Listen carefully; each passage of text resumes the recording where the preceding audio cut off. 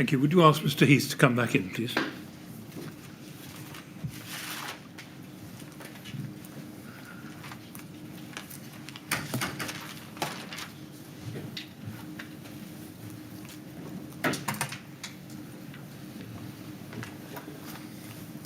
Right, Mr. Heath, ready to carry on? I am, yes. Thank you very much. Yes, Ms. Grange? Yes, thank you. Can we just go back to that email chain we were looking at, KIN 405363?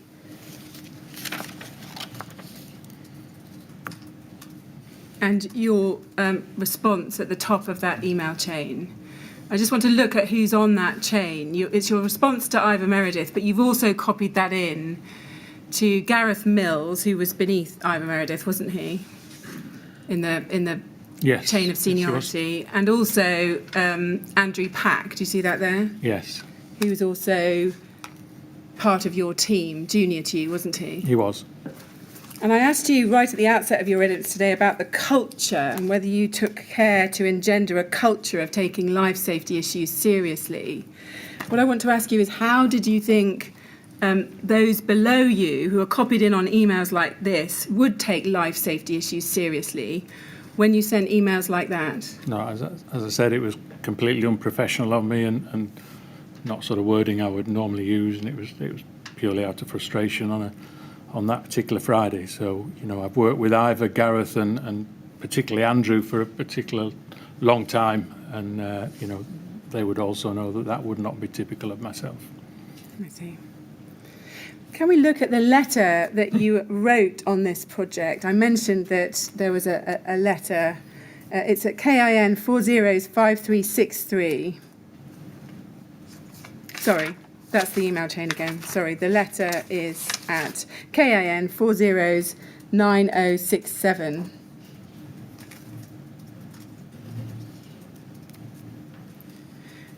And can you see it's to Boma and Kirkland, 17th of October 2008, and it's about this City Park project in Manchester. Do you see that there? Yes. And if we look at the end of the letter on page 2, do you see that you've signed this letter? Do you see that there?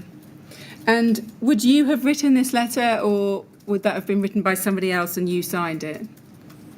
Could you just go back to the first page again? Yeah. Please.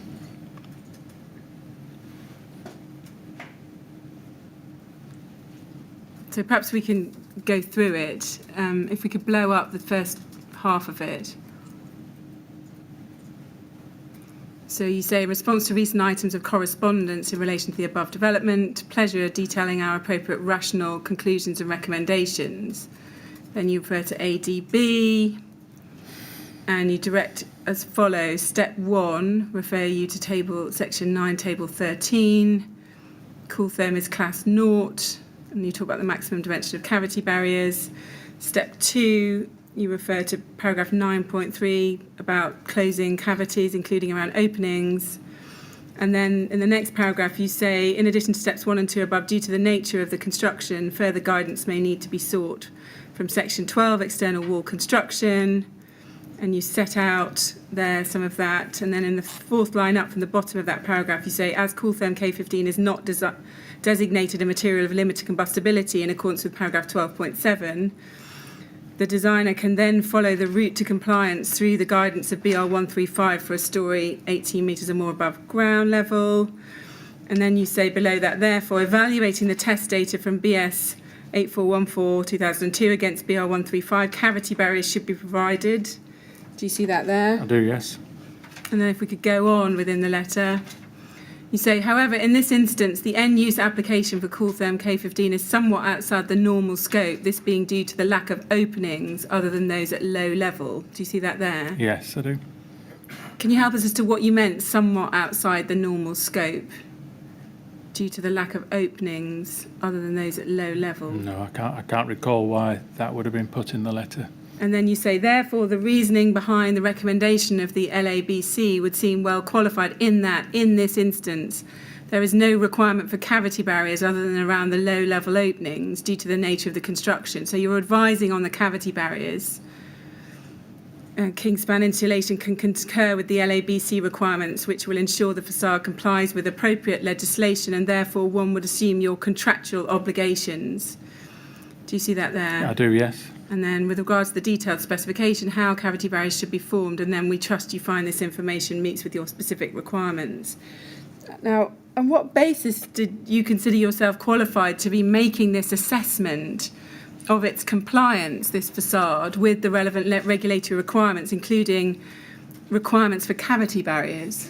Okay, well, firstly, just your previous question, if I may just answer, I think that letter was probably written by myself with contribution from Ivor Meredith as well.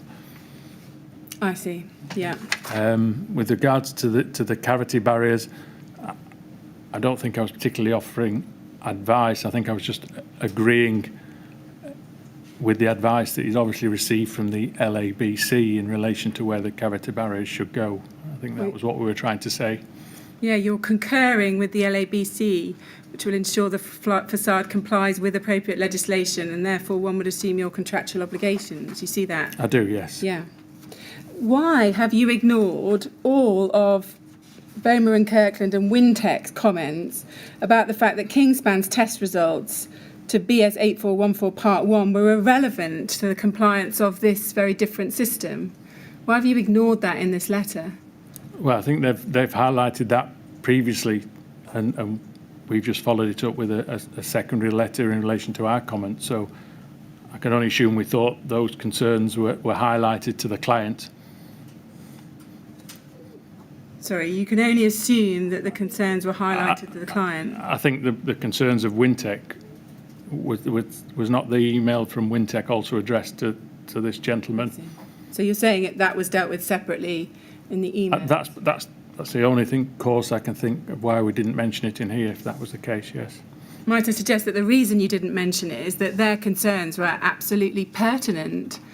You didn't have any relevant test evidence to support the use of K15 on this system, did you? I concur with the comments made by Wintec.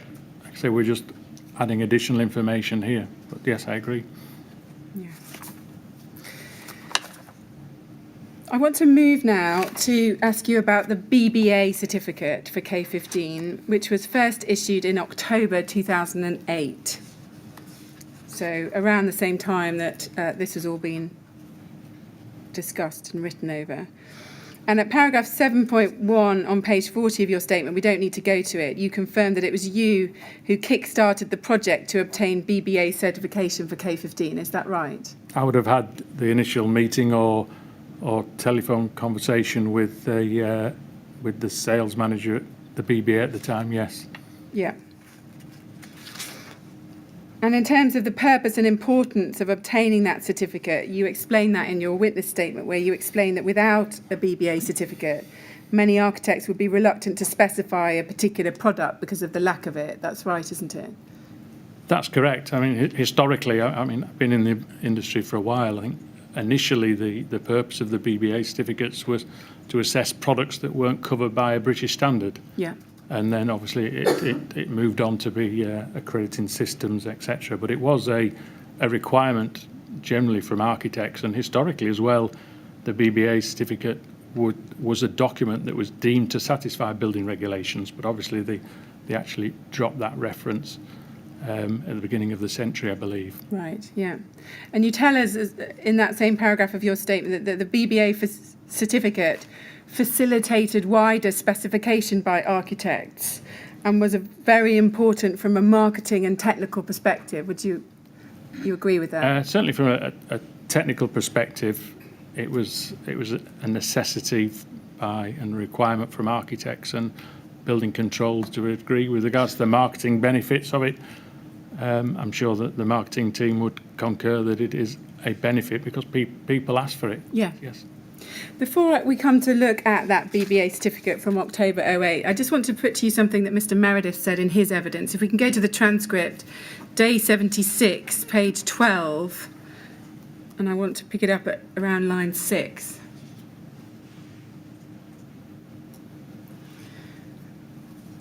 So this is where we're discussing the BBA certificate, and I say this. What I'm going to suggest to you is that far from any of this wording ever being an oversight, in fact, the wording was always very carefully checked by Kingspan, and they pushed as hard as they could to get the most favourable wording for its sales of its product. Would you agree with that?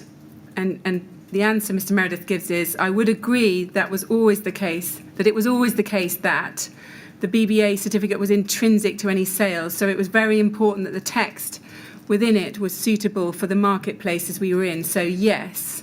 And then I say, but it's more potent than that, isn't it? It's possible you're trying to it's that you're trying to push the BBA as far as possible to say things that are going to maximise the sales of K15, even if they're not true. That's right, isn't it?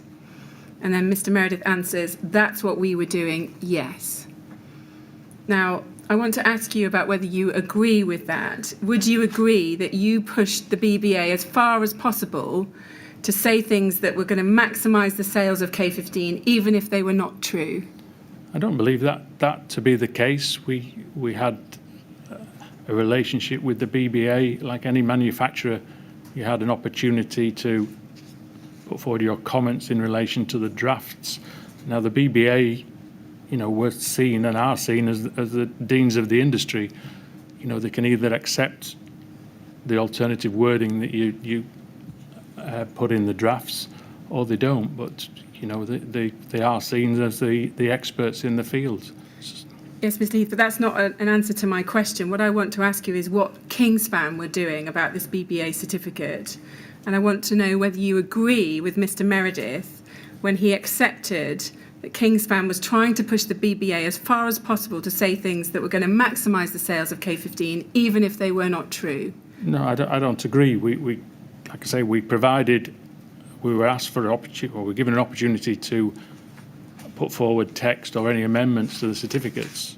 It was up to the BBA as the experts to decide whether they accepted those amendments to the draft or not. I don't agree with his comments there that we pushed them to the nth degree. No. I see. So you said we were given an opportunity to put forward any text and amendment. It was up to the BBA as experts to decide whether they accepted that. Do you accept that at times you were putting forward statements about K15 which were not entirely accurate? In relation to its fire performance? Again, with hindsight and reflection, we submitted information, but again, we'd be looking at the BBA to interpret that accordingly. They'd either accept that information or they wouldn't. You say with hindsight and reflection. What I'm putting to you is that at the time you knew full well that you were pushing the BBA to make statements that you knew were not entirely true.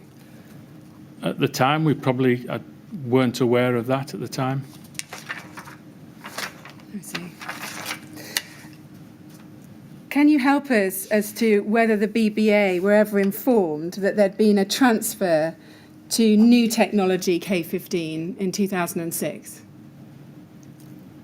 I didn't formally advise them, but the reason being the BBA would audit our facility every 12 weeks, 3 months or so, and would look through all the factory production control data, and they would know there was alternative suppliers. They would know the machine had been changed to incorporate new technology.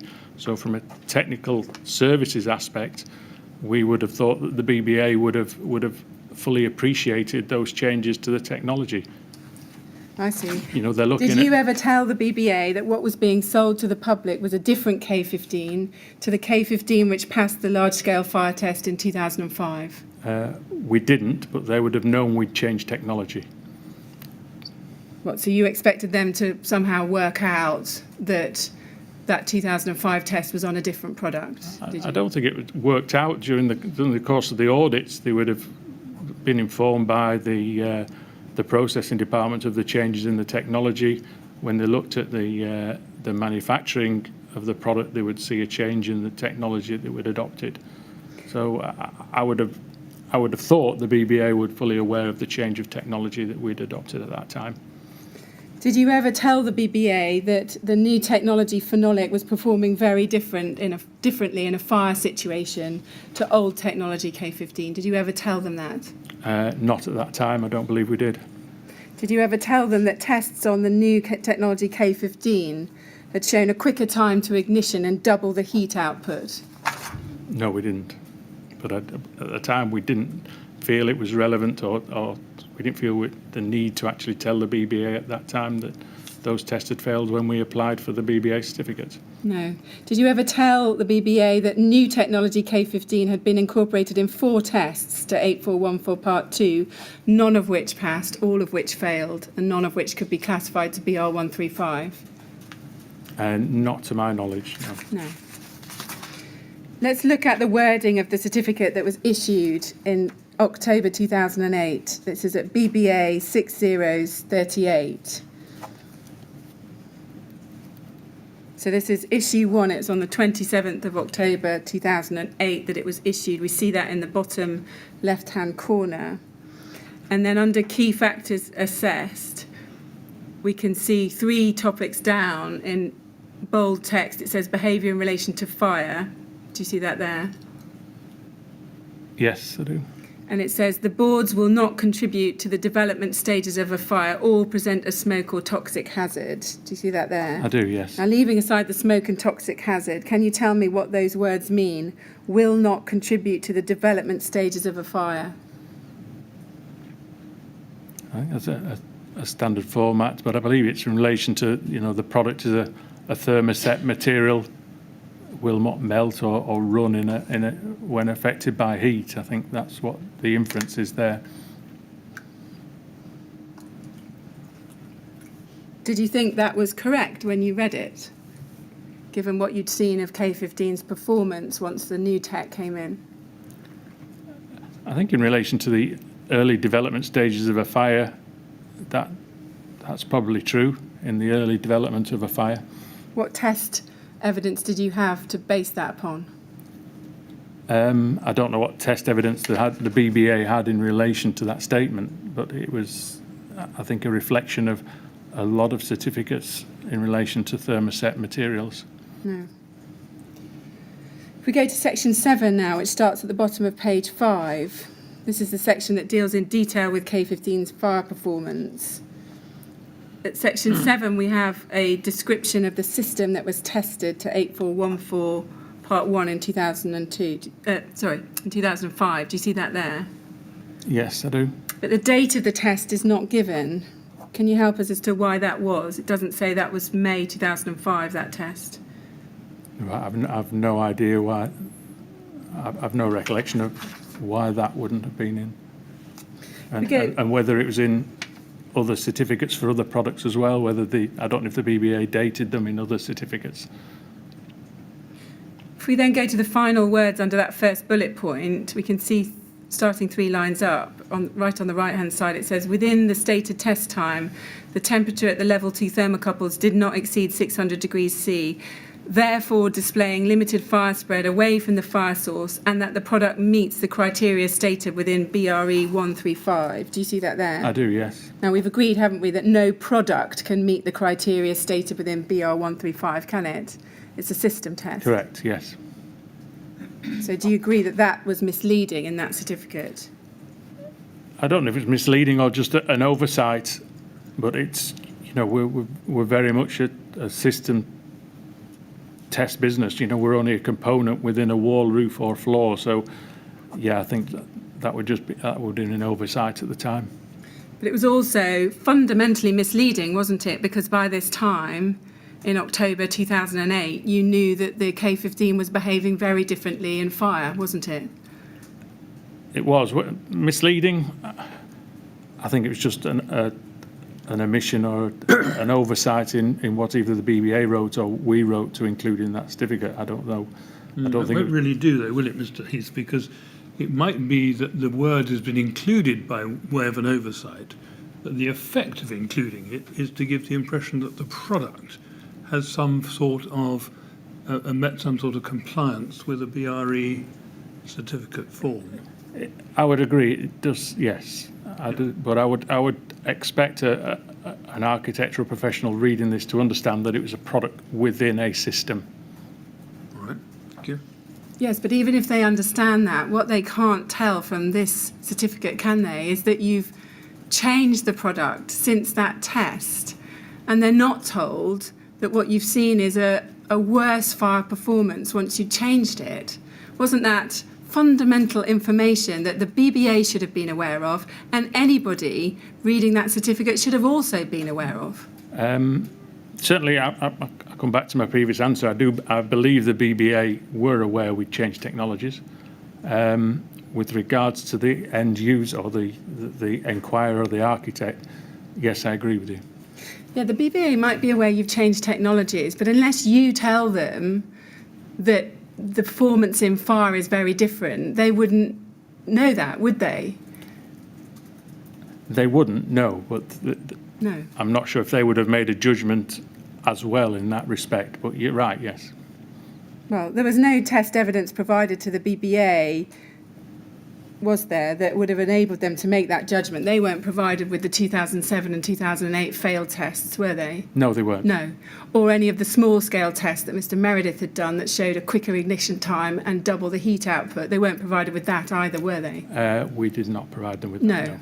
No. And what I'm putting to you is that was very important information about the behaviour in relation to fire of this performance that Kingspan deliberately withheld from the BBA. I don't believe we deliberately held it from the BBA. At that time, I don't feel we felt it was important or relevant to do so in relation to this particular certificate. If we go to section 7.3 on page 6, we can see that it reads, in buildings with a floor more than 18 metres above ground level, advice should be sought from the certificate holder. Now, do you agree that that clause was seen as very advantageous to Kingspan as being included in this certificate because it meant that Kingspan would get an in to over 18 metre projects to be able to sell its product? I can see why someone would believe that, yes. And Mr Mills has told it in his oral and written evidence that that wording was inserted because the Kingspan wanted the BBA to omit some standard wording from the certificate that said that the product definitely could not be used on buildings with a floor above 18 metres. Did you know that at the time? Not that I recall. No.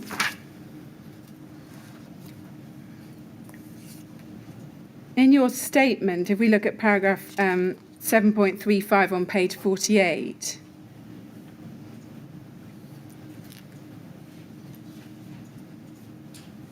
you say, having reviewed this statement in preparation of this witness statement, I note that the BBA certificate should have said that the system rather than the product meets the criteria stated within BR 135, although I was not aware of this error at the time the BBA certificate was issued. Now, does that remain your evidence that you weren't aware of that error prior to preparing your witness statement for this inquiry?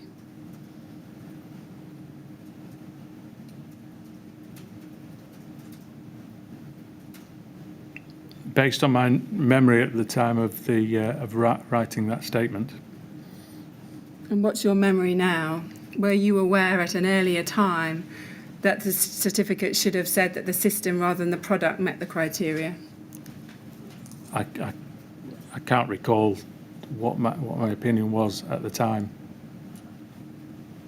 whether it should have said system or product, but it would have said system, but yeah, I can't recall.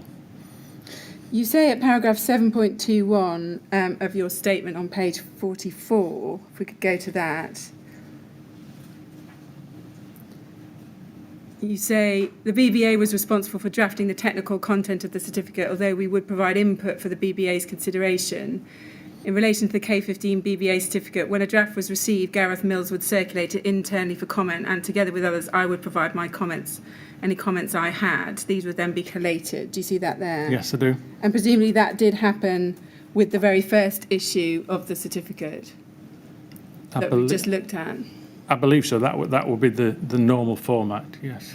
And is it your evidence that you somehow missed that fundamental point about whether it could apply to a system or a product? Did you just miss that at the time?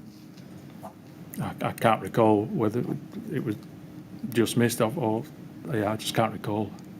Let's look at an email from around this time, KIN 3024474. It's dated the 27th of June 2008.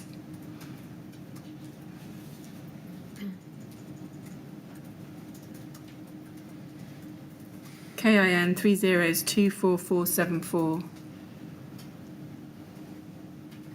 I think it was disclosed today. Is it not on there? You've got it. Oh, sorry. I'm so sorry. Here we go. 27th of June 2008 to Gareth Mills and you from Ivor Meredith. Do you see that there? Yes, I do. And he says, just to confirm, I've sorted everything with Warrington Fire. That's in line 1. And then the same applies to K15. Incidentally, we should be getting the cavity barrier data off Mark Stevens on Monday as well. And then he says this, I may be opening a can of worms here, but are there any other issues in respect of fire and the BBA? I've seen the BBA draft for K15 and the restrictions on use above 18 metres. If this gets published, it would be a disaster. Realistically, how much long have we got before it's ready to be issued? I believe that this is one situation where we do not want to go to print unless we have the BS 8414 Part 2 information. And then he says this, I know the original plan was to slip the existing 8414 data in at the last minute, so they didn't have much time to look over it and pick holes. However, I believe it would be foolish of us to think that they wouldn't go over it with a fine-tooth comb in respect of the current industry issues about the 18-metre rule and any insulation product. Do you see that there? I do, yes. So you appear to be being told by Ivor at the time that there's a plan to slip the existing 8414 data in at the last minute. So they, presumably that's the BBA, yes, didn't have much time to look over it and pick holes. You see that there? I presume it means the BBA, yes. Do you remember that plan being formulated to do that with that first certificate? I've no recollection of that, I'm afraid, no. No. Can you remember going back to Mr. Meredith and saying, no, that's not the plan, we mustn't do that? That would be inappropriate. No, I mean, Gareth was managing the project, but I can't recall as a decision being made to that respect. Yeah. Can we look at another email from a little bit later in July 2008, KIN 3024476.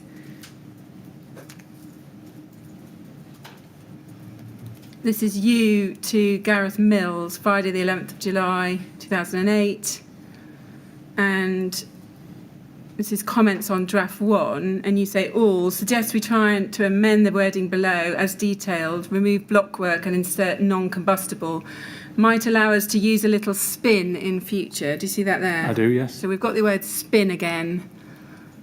What did you mean by might allow us to use a little spin in future, Mr. Heath? I suppose, as mentioned before, although it was on a non-combustible or on a brickwork backing, we were using the phrase out of the other standard in relation to non-combustible substrates could be assumed to be other materials.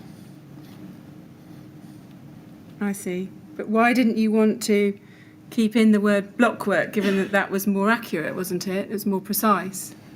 It was, and as I said in my statement, it was to give us a greater scope. I see. Now, after the publication of the first version of the certificate, the BBA wrote to Kingspan around 2 months later on the 24th of December 2008, proposing to amend the wording on K15 and its fire performance. Do you remember that? Yes, I do. Let's look at that. This is KIN 402093. And we go on to page 2. There's an email from George Lee of the BBA, dated the 24th of December 2008. And he says to Gareth Mills, "Hi Gareth, we've recently received a number of comments on the K15 certificate in relation to the clarity of wording used as part of this certificate's fire section." And then he says, "In response to this, we have suggested a suggested amendment to the text which we wish to make. This amendment will be at no cost to yourselves and as an improvement to the certificate, which I hope you will agree will improve how this certificate will read in the future." And then you can see the changes he proposes in the second bullet point under key factors assessed, behaviour in relation to fire. What he's proposing to add is the product has been tested to BS 84141 for a specific construction on masonry walls. Do you see that there? I do, yes.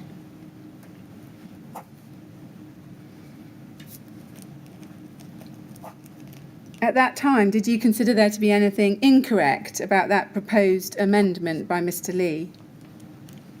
I think I responded to George Lee in relation to this, and from memory and looking at contemporaneous documents, he actually wrote back and he commented that these were minor changes.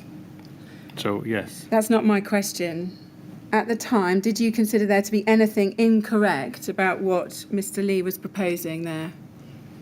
Fundamentally, no. No, it was entirely correct, wasn't it? Correct. And a better description of the system that had been tested for a specific construction on masonry walls. You see that? I do.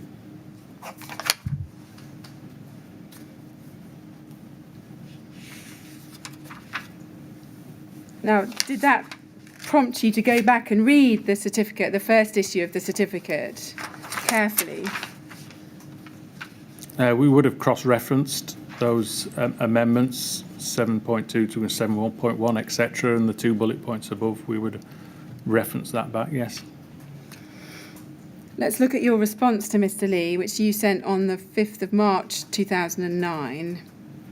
So it's at page 1 in the same string. So he writes to you on the 24th of December 2008, and you respond on the 5th of March 2009. "Good afternoon, George. Gareth Mills has brought to my attention your recent emails in relation to our BBA certificate for K15.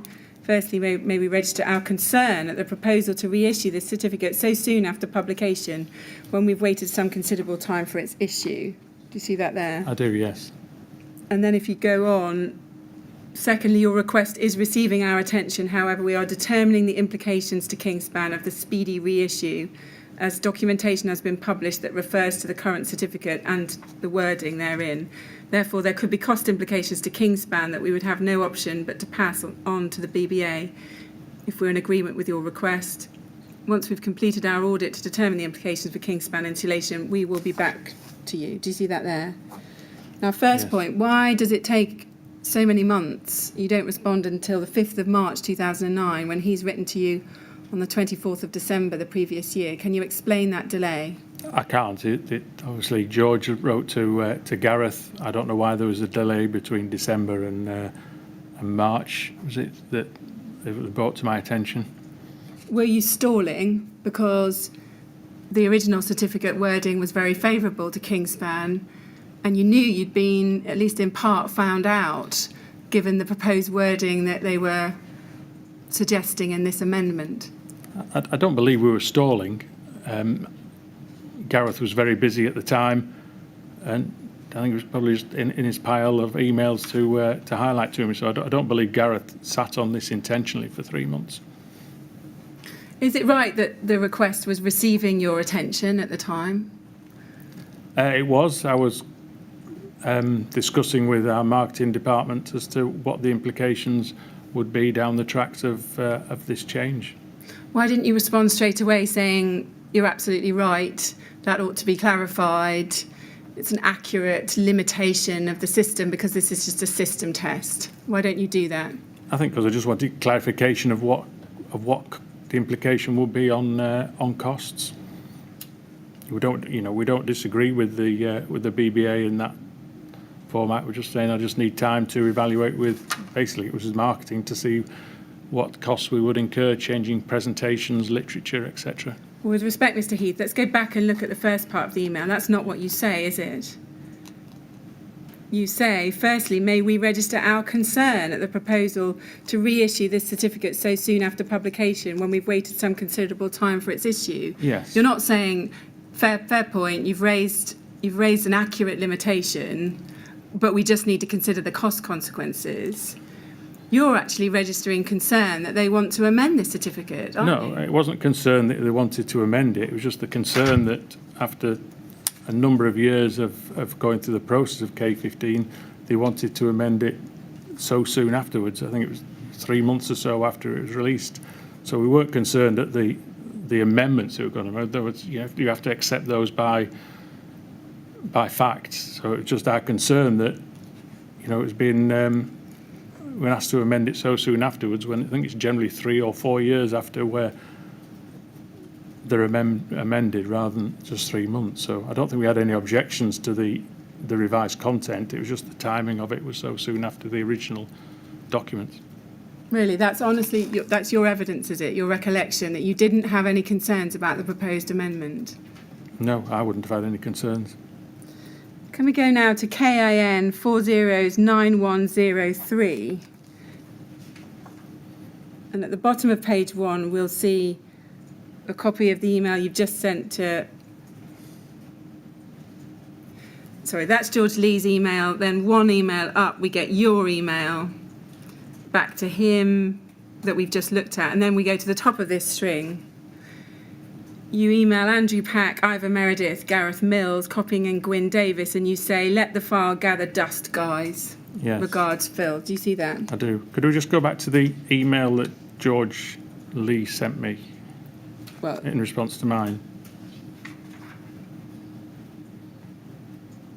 I can't take you back to that at the moment. Oh, right. Okay, because George, and I've seen some documents in relation to this, and George did come back to me and say these are minor amendments to the certificate.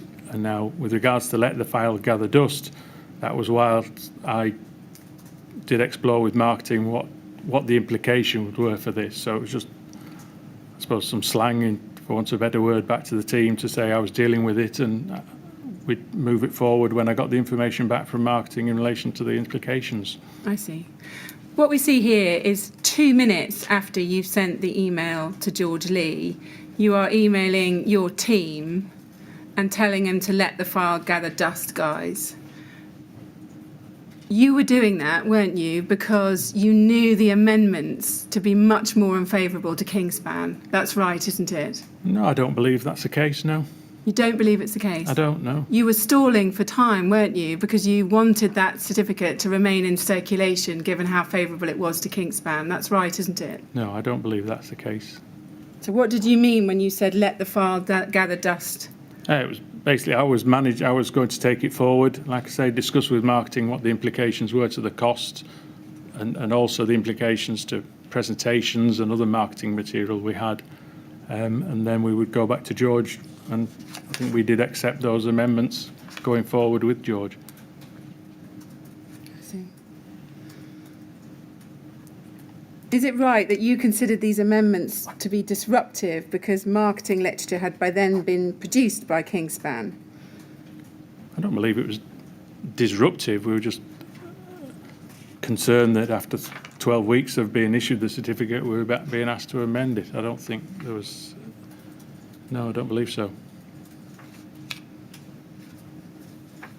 Do you agree that a certificate which said it had been tested to 8414 Part 1 for a specific construction on masonry walls would have a very different impact on the end use of the product over 18 metres?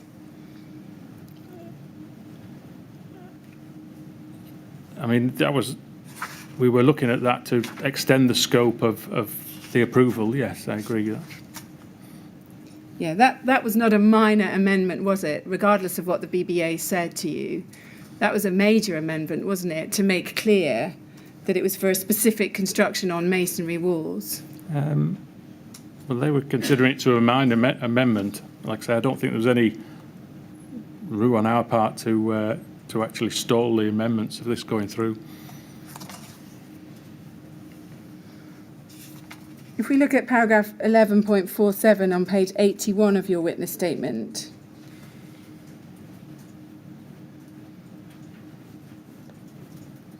You say this, as described in paragraph 737 above, in 2009 I instructed members of my team not to proactively respond to the BBA's request for amendments to be made to the October 2008 K15 BBA certificate.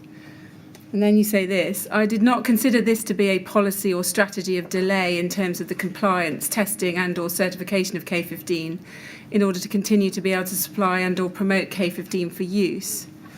Do you see that there? Yes, I do. What distinction are you drawing between a deliberate strategy of delay and an instruction not to proactively respond? Can you help us with that? Sorry, can you ask the question again? Sorry. You're saying in the first two lines that you instructed members of your team not to proactively respond. Do you see that? I do, yes. But sorry. you're denying yes. that was a policy or strategy of delay. And I want to understand how you're saying that. I think basically I'm inferring there that I've, with regards to this amendment, that I'm taking it forward. That I'll obviously Gareth passed it to me, so it's probably instructing my members of the team, predominantly Gareth and the rest of the team, that I would be handling it, and that they shouldn't be offering to offer the amendments. It was a single point contact with the BBA, basically. I see. So it was in hand with myself. I don't think there was anything to say proactively is perhaps the wrong word, but the team not to respond to the BBA. Are you aware that in fact it was not until July 2013 that Mr. Lee's proposed amendments made it into a published BBA certificate for K15? Only through contemporaneous documents that I've seen that, so I wasn't aware previously. I see. I want to ask you now some questions about the LABC System Approval Certificate, which was obtained by Kingspan for K15 and was issued in May 2009, so shortly after this. If we can start by looking at that certificate, it's at KIN 405705.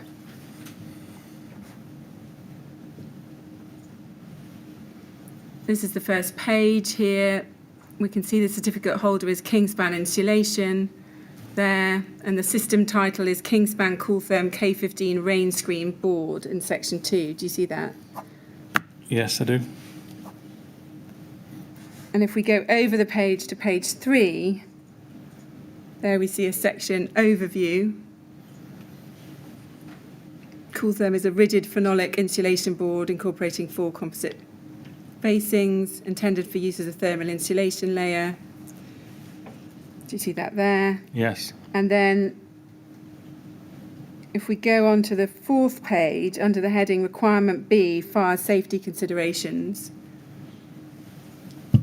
it says there, K15 has been tested in accordance with, and then we've got BS 8414 Part 1, 2002. Do you see that there? Yes, I do. Now that would be the 2005 test, wouldn't it, to Part 1? That's correct. Yeah, which had been done on old technology K15, hadn't it? Correct. So that was no longer relevant to new technology K15, was it? No, not fundamentally, no.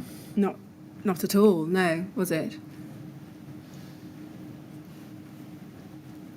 And then we get to British Standard EN 1364 fire resistance test for load-bearing elements. And then we get BS 476 Part 6 and 476 Part 7. Those are the tests that are relevant to National Class Naught, aren't they? That's correct.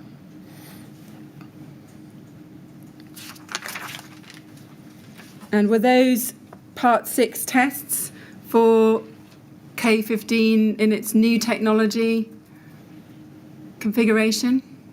They couldn't have been, could they? Because you were struggling to get those. That's correct. It would have still been in relation to the Kestrel results. Pre-Kestrel results. Is that what you mean? Yeah, I mean the results that came out of the test at Kestrel. Yeah. And then... Well, I'm sorry, are we talking about new technology or old technology? New technology, or the technology that came out of Kestrel / Marek. Produced in Holland? Yes. but you told us earlier tested in England. No, well, I wasn't sure where it had been. I wasn't sure where it had been tested. It could have been in a Dutch laboratory or a UK laboratory. Right, but not produced from the production facility in this country. That's correct. Sorry, Mr. Yeah, no, that's fine. And then below that, we see a list of test methods, we see this sentence: from the results, it can be considered as a material of limited combustibility and meets the criteria for Class 0 classification for surface spread of flame. Do you see that there? Yes, I do. So it's being said it can be considered a material of limited combustibility and meet the criteria for Class 0. Just looking at that sentence now, do you agree that the most natural reading of it is that K15 can be considered to be a material of limited combustibility? No, I mean, we've never said it's a material of limited combustibility, and there's no test method listed in relation to that, and I'm assuming this just relates to as within the system, within the 8414 test, that it's considered a material of limited combustibility when considered within the overall assembly. How do you get to that, Mr. Heath? 'Cause How do you get a limited combustibility product out of an 8414 test on a different product to the one you're selling? Well, I think in that relation, it is a system approval. The 841, whether it's old or new technology aside, I think just it is a system approval, and obviously within that a system approval and the construction we tested, that they're considering that the material is of limited combustibility within that system and everything else combined within it. But that just makes no sense, does it? Because we know that the tests to get limited combustibility are very different tests, much more onerous tests. Small-scale tests are BS 476 Part 11, or under the European classification system, EN 13501, you have to get A1 or A2. You told us you knew that. That's correct. At the outset of your evidence. That's correct. So can you explain why you didn't, the moment you saw this, immediately write back to the LABC and say, there's a mistake here, this is wrong, you can't state that it's considered a material of limited combustibility or even imply that it is, because it isn't? Why didn't you do that? I think, again, we just thought they were considering it as within an overall system, that the whole system was non-combustible. It could be considered a system that's non-combustible. It wasn't in relation to the board. We were considering the whole system. But do you agree that it would lead readers to believe that K15 itself was a material of limited combustibility as defined in approved document B? I think potentially it could be seen that way, yes. Yes. Yes. But If we go on to page 5, to the top of the page in the next section, requirement B for external fire spread. It says this: since K15 can be considered a material of limited combustibility, it is suitable for use in all situations shown on diagram 40 of approved document B, volume 2, including those parts of a building more than 18 metres above ground. In the latter circumstances, the cladding system and the substrate to which the insulation is applied must also meet the requirement for limited combustibility. Do you see that there? I do, yes. Now, would you agree with me that that makes it even clearer that what this certificate is conveying is that K15 is a material of limited combustibility?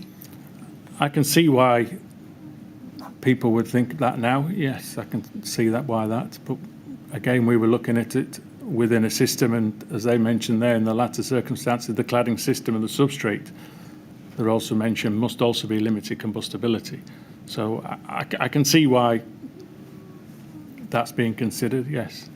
Are you saying that at the time you first saw this certificate, you didn't think that readers could take from it that K15 was a material of limited combustibility? Is that your evidence? On reflection, I can see that now. At the time, we didn't, because there's other tests we do around the world where, you know, all the material is combustible. All the materials we produce are combustible.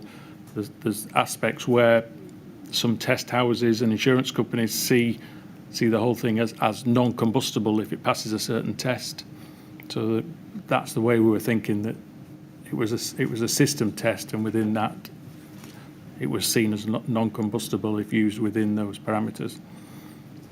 That's really how you saw it at the time, is it? I believe it was, yes.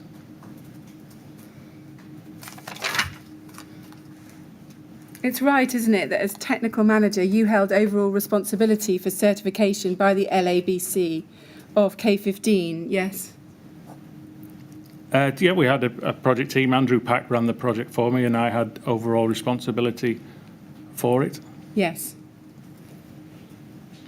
And it was you who took the decision to approach Herefordshire LABC for certification in the first place. That's right, isn't it? Following consultations with the marketing and the sales and business development, it was seen as a route forward. We'd previously worked with Herefordshire Council on other LABC system approvals. Let's look at paragraph 8.16 of your witness statement at page 59. You tell us there that you attended, you can recall one meeting with the Herefordshire Council Building Control Department, which was held at the Kingspan offices in Pembridge. The meeting I recall was a kick-off meeting for the project of obtaining K15 LABC system approval. I do not recall the meeting in detail, but Andrew Pack would have been in attendance as the person leading on the project. So it's right, isn't it, that you and Andrew Pack had a meeting with Herefordshire Council Building Control Department at Kingspan's offices in Pembridge? Yes? Yes, I believe it was in Pembridge, yes. From memory, I think there was just 3 of us in attendance. That was my next question. Can you recall whether anyone else from Kingspan attended that meeting, or was it just you and Mr. Pack? I believe, trying to recall it, I believe it was just myself, Andrew, and a gentleman from the LABC in Hereford. And can you help us as to when that meeting took place? I think it was post the BBA certificate, but I couldn't be sure the exact date of when that meeting was. So after October 08, but before May 09? I'd be guessing, but I'm assuming so, yes. Yeah. Although you describe it there as a kick-off meeting, can you recall whether there were any other meetings at any time prior to the issue of the LABC certificate in May 09? I don't recall. I had another meeting with LABC. I'm not sure whether Andrew had another meeting with the LABC or not in Hereford. He may have done, but I certainly was only party to that first meeting, I believe. At that meeting, is it right that you and Mr. Pack met with David Jones, who was a building control surveyor with Herefordshire Council, who would be the eventual author of the certificate for K15? I knew it was a David. I can't recall his surname. Yeah. And you tell us in your statement for the transcript, this is at paragraph 8.8 on page 57, that the purpose of Kingspan obtaining a system approval from the LABC was to facilitate and increase the sale of K15 over 18 metres and generally aid the product's credibility in the market. Do you agree with that? I do, but also it was to help it because we got a lot of questions in relation to building control, and I think it was also to facilitate its route through various building control departments as well, because obviously the regulations are open to interpretation, so it was seen as a way forward, or LABC system approvals per se is seen as to facilitating a way forward through building control. Yeah, and it was a way forward for the over 18 metre market, wasn't it? It certainly covered the over 18 market, yes. Yeah. We've got the recollections of Mr. Jones in his witness statement, which I'd like to take you to now. This is HBC 6029 at page 10.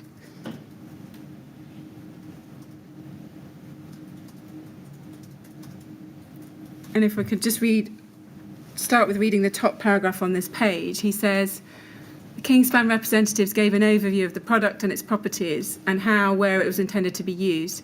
In particular, the technical representatives were enthusiastic about the fire testing that Kingspan had commissioned for K15 and the fact that it had been shown to be suitable for use in buildings with stories over 18 metres. Do you see that there? I do, yes. And do you remember that? Do you remember being enthusiastic about the fire testing that Kingspan had commissioned and that it had been shown to be suitable for use in buildings with stories over 18 metres?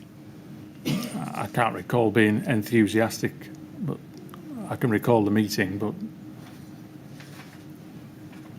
Well, what fire testing might you have been talking about? Forget enthusiastic for a moment. What fire testing did you talk to them about that showed that it was suitable for use in buildings with stories over 18 metres?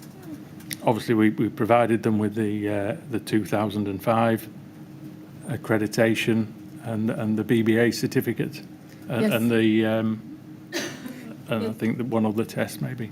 Yes, but Mr. Heath, you knew that 2005 test, by that time, couldn't be relied on for a number of reasons, including the fact that the new technology was now what was being sold, didn't you? On reflection, yes. Yes, and you knew that the fire performance was very different. Did you ever tell Mr. Jones that? Not that I'm aware, no. No. Did you ever tell him about the failed 8414 tests in 2007 and 2008? Not to my knowledge, no. Did you tell him about the increased heat output and the quicker time to ignition of the new technology K15? We didn't, because we were still obviously working on that development. So no, we didn't. Did you tell him that you were now selling a different product that you were still doing fire testing on to try and ascertain its true performance? No, we didn't. Like I say earlier, the fire test continues. Even the present day, we're undertaking fire tests, but no, we didn't. No. If you look at the second paragraph, he says, I asked what Kingspan hoped to achieve from the LABC type approval process, given the supporting information they already had in the form of test results and a BBA certificate. The response was that it was very much a marketing aim to have the LABC brand associated with their product, and they wanted the opportunity to further emphasise the suitability of K15 in buildings over 18 metres, again for marketing purposes. Do you see that there? I do, yes. Do you recall emphasising the suitability of K15 for use in buildings over 18 metres? I don't recall emphasising it, but obviously the approval we were looking for was, both above and below 18 metres. But I don't remember emphasising it as such.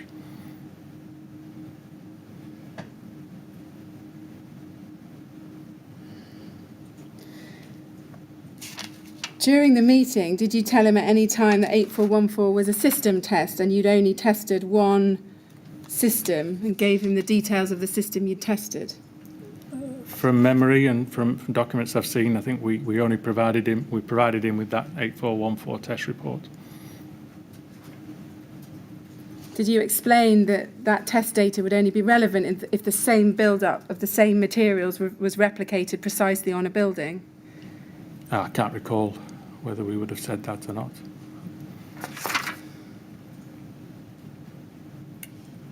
In his statement, if we go up to page 5 of this statement, in the penultimate paragraph,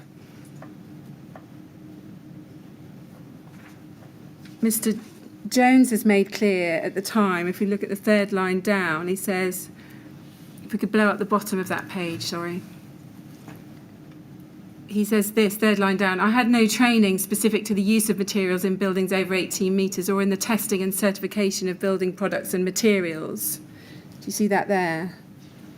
And he goes on and says, please note there were no buildings with stories over 18 metres in Herefordshire for me to gain any on-the-job training in areas of design relevant to such buildings. When you met him, did Mr. Jones reveal his lack of experience in dealing with buildings over 18 metres? Do you remember discussing that with him? I don't recall a conversation of that, no. Did his lack of experience in this area become apparent to you at any stage during the meeting? Not at all, no. Now, you've said in your statement that you can't recall exactly what documents were provided, and it would likely have been Andrew Pack who provided any additional documentation. At this point, can we look at an email you send? It's KIN 3020714.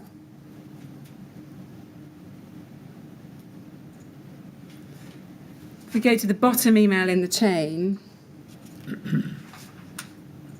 you send an email to various technical services addresses together with other named individuals. LABC System Approval Certificate is the heading for Cooltherm K15, 7th of May 2009. Great news. Please find attached local authority building control approval for K15 rain screen board. And then you explain what it is, what LABC approval is. And then under benefits, one paragraph down, you say having a building type, housing, commercial or industrial, or a complete building element, a system approved by LABC means that it can be used without the full plans approval process happening repetitively around the country at each site. This saves time and money for developers, designers, engineers, contractors and builders. And then you say the highlight of this certificate and supporting documentation is the requirement under B4, external fire spread.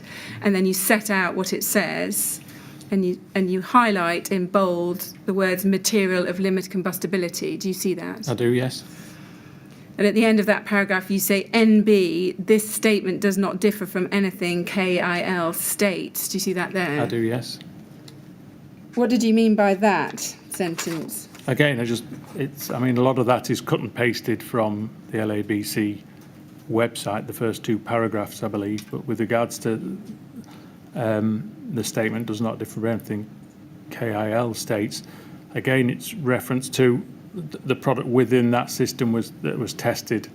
You know, we'd never have said the material is of limited combustibility, either in our technical advice and our literature.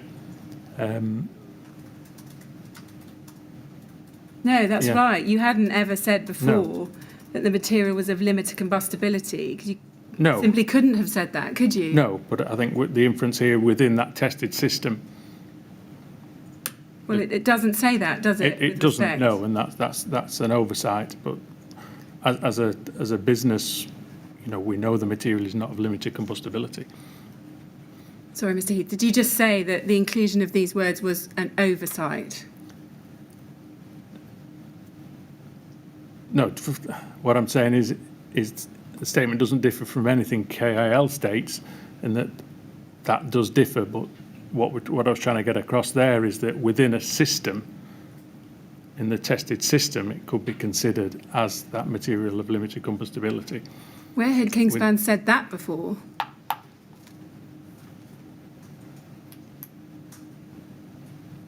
I think just the inference of testing it within that system is that it, you know, if you look at the ADB, you know, you're either non-combustible or you're a combustible product. And once you've got to the end, or a combustible system, or combustible product, should I say, but once you've got through the various stage gates of the 8414, you're then into the same area as a non-combustible insulation and follow those paths. With respect, Mr. Heath, that is not what approved document B says, does it? It does not say if you've got a product that's been in a successful 8414 test, you can then separately claim that product is of limited combustibility. No, I'm not saying that. As I said, within the overall aspects of the system, I think the LABC felt within that system tested, it could be considered as a material of non-combustibility.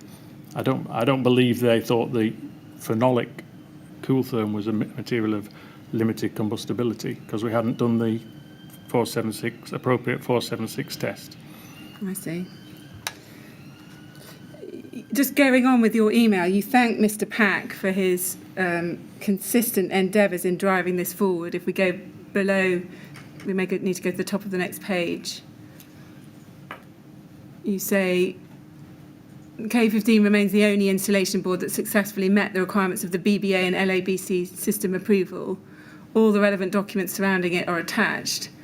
Special thanks go to Andrew Pack for his consistent endeavours driving this forward with the LABC, and for the time being this should complete the toolkit for K15 rain screen board.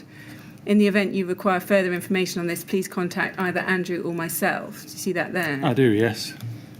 And then if we move up the same document to Mr. Rochford's email response to you after you've sent this, he says this, so it's just to you.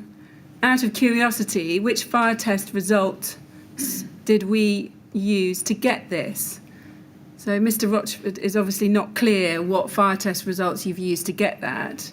And your response to him is this: we can be very convincing when we need to be. We threw every bit of fire test data we could at him. We probably blocked his server. In the end, I think the LABC convinced themselves cool therm is the best thing since sliced bread. We didn't even have to get any real ale down him, ! Mm-hmm. Now, I suggest that response to Mr. Rochford entirely supports what we see earlier in the email, that you knew there wasn't any test data to support the limited combustibility statement, but effectively you'd managed to pull the wool over his eyes, hadn't you? No, I don't believe that's the case.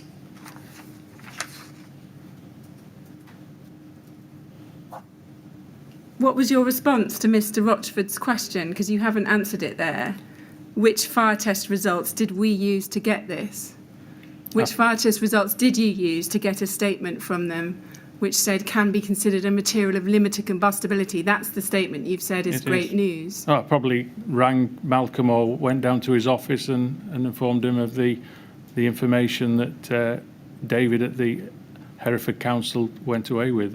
And what was that? What was that information that supported it being considered a material of limited combustibility? I think it was merely the fire test that the 2005 fire test and other data we'd done in relation to full-scale wall tests that we provided him. Did you know at the time that approved document B defined in its appendix materials of limited combustibility, including by reference to 476 part 11 or Eurotests A1 or A2? No, absolutely, yes. You knew that? Yes. But you're saying, that it just didn't occur to you that people would read that certificate and think it had passed those tests, given the statement that was made? With hindsight, I agree. At that time, no, we didn't, because, like I say, we'd done other tests globally where an assembly is seen, even with a combustible material, to be of limited combustibility. So we just thought it was related to purely the system because it was a system approval.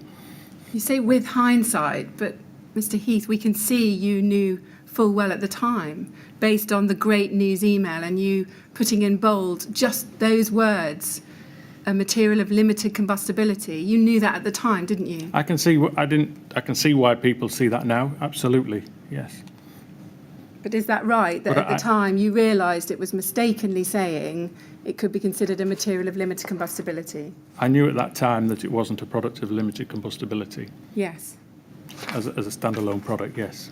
And I'm suggesting to you that you knew at the time that the certificate was utterly misleading. At the time, I don't believe it was, but on reflection and reading it now, I can see that, yes. If we can look at Mr. Jones's witness statement again, HBC 6029, page 37. And I want to look at the final paragraph on that page.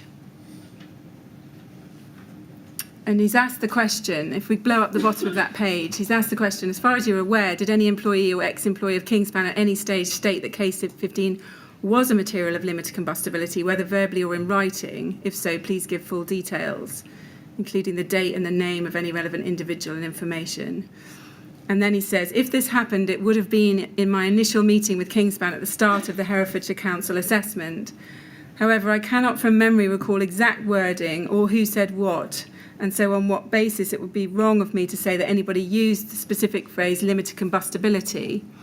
And then he says this, I can say with some certainty, however, that I left that meeting with the clear impression that this is what K15 was. I recall thinking that this was consistent with a general opinion among building control surveyors I had known that Kingspan products would not really burn, but would char slowly and self-extinguish once the ignition source was removed. Do you see that there? I do see that, yes. Did you ever tell Mr. Jones during that meeting that K15 was a material of limited combustibility? Absolutely not. Did you ever tell him that the test to BS 8414 in 2005 meant that it could be considered to be a material of limited combustibility? No, I wouldn't have said that, no. Did you ever give Mr. Jones the impression that K15 was suitable for use over 18 metres without qualification? No, I didn't. Did you tell Mr. Jones at that meeting or any other time that the only successful test at 8414 on a system with K15 had been carried out in May 2005 using old technology K15, which was no longer being produced or sold? That was the certificate that we provided him, yes. Yes, so you agree that you told him that the only successful test had been carried out in May 2005 using old tech, which was no longer being produced or sold. Did you tell him that? I can't recall whether we told him that or not, but I'd imagine we just referred back to the 2005 test.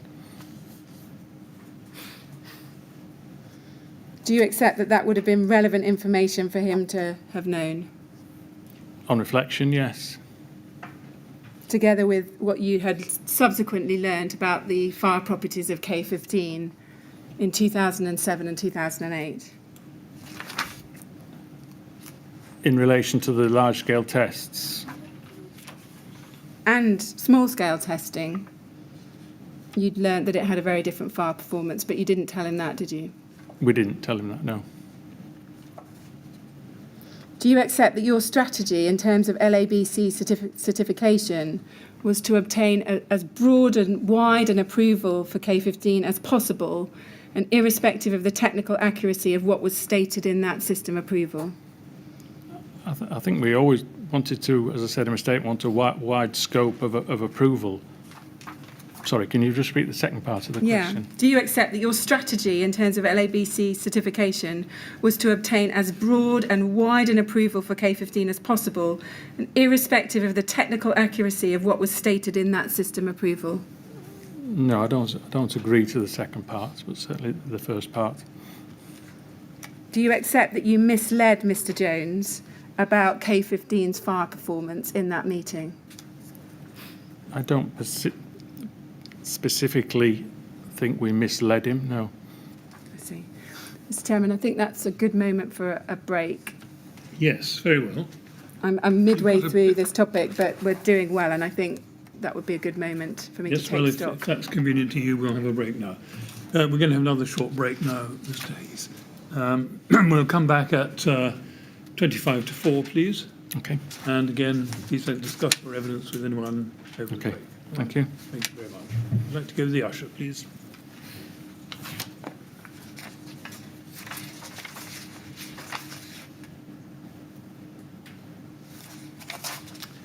Right, 25 to 4, please.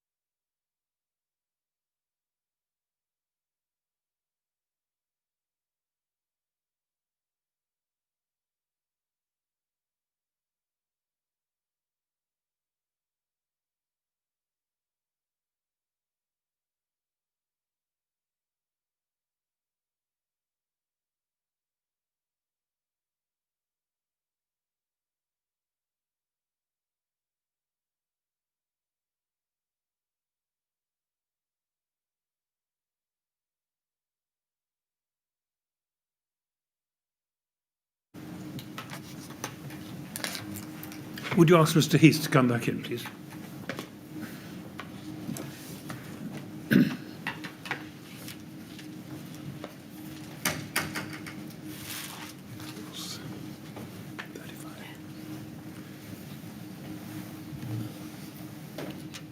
Right, Mr. Heath, we're ready to go on? I am. Thank you very much. Yes, Ms. Grange. Yes, so we were in the middle of discussing the LABC certificate from May 2009, and I want to take you now to page 62 of your witness statement, paragraph 8.26.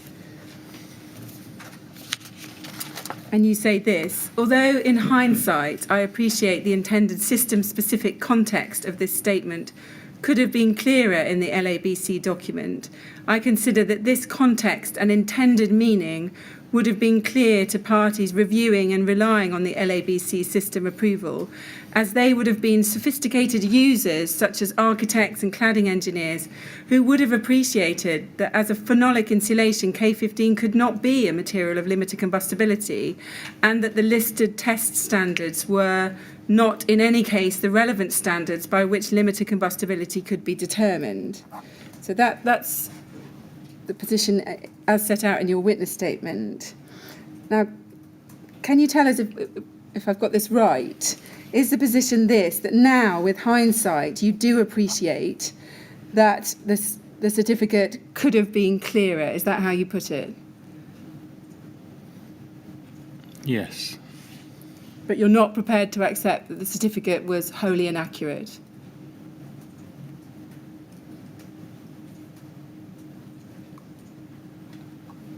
There were improvements that could have been made. I don't believe it was wholly inaccurate, but there could have been improvements made, certainly. And those improvements would have been deleted, the reference to being considered to be a material of limited combustibility, yes? Absolutely, yes. Yes. Is it right, at the time you had no concerns and considered it would have been clear to sophisticated users that the assertions regarding limited combustibility were intended to be made in a system-specific context only? Is that your evidence? It is, yes. And is it right that at the time you had no concerns and simply read those sections of the certificate we've been referring to as referring to a system? Is that right? I believe so, yes. If that's truly the position, what was the great news which we saw you announcing to colleagues internally on the 7th of May 2009? What was there to celebrate about a certificate which said nothing more, in your mind at the time, than that this product is suitable for use over 18 metres in one particular tested configuration and no other? I think as part of the, portfolio of marketing information we had, it was important, but also at that time it was great news and really a pat on the back for Andrew Pack, because he was a very hard worker, and he never got the praise that he deserved. He just got on with his work, and there wasn't that much praise coming towards Andrew. So it was really an opportunity for me to praise Andrew in the work that he'd done at the time. Sorry, that's not an answer to my question. What was there to celebrate about a certificate that said nothing more than that this product is suitable for use in one particular tested configuration? I just think it was great news. It was, as an organisation, it was any accreditation we get is great news, whether it's a BBA certificate or accreditation on a flat roof. It's great news for the business and great news for the people who are involved in running those projects. What I'm going to suggest to you is that you knew at the time that certificate was misleading, and you celebrated it because it was an automatic ticket to put K15 on tall buildings, wasn't it? I don't believe that was the case then, no. It's right, isn't it, that queries about the compliance of K15 for use over 18 metres decreased significantly following the issue of this LABC type approval, didn't they? I don't know. I've no recollection of that. If we could go to an email chain, KIN 409135. This is a chain between you, Mr. Meredith, and a number of others in August 2009. And I want to look at the second email in the chain dated the 28th of August 2009. 1029 from Mr. Meredith to you.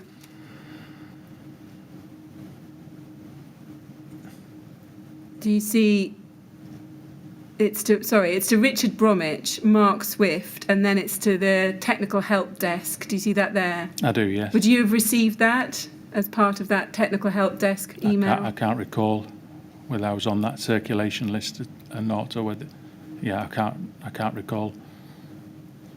And then he says, I give Stephen a courtesy call. Apparently this is a very small area behind brass cladding. So he's talking about K15 being used at the top of a building. And then second paragraph, it's Stuart Taylor at Wintec whom is raising concerns, and we know it as being pro-mineral wool. And then apparently the lower areas of the job went to rock wool. And then he says this, it may be a nice job to market as it's definitely over 18 metres and it's one of the bigger apartment blocks in the UK. Also, Beetham Towers in Manchester, which is another high-rise job that went to K15, I think. Can we do some case studies? And then he says this, I know these inquiries have died out since we obtained the LABC approval. However, it would be good to get as much supporting evidence of successful jobs in the portfolio while we have the chance. Do you see that there? I do, yes. And does that help you remind yourself that queries had died out since the LABC approval was obtained? I've may have had less inquiries passed to him from the front of house technical advisors, yes.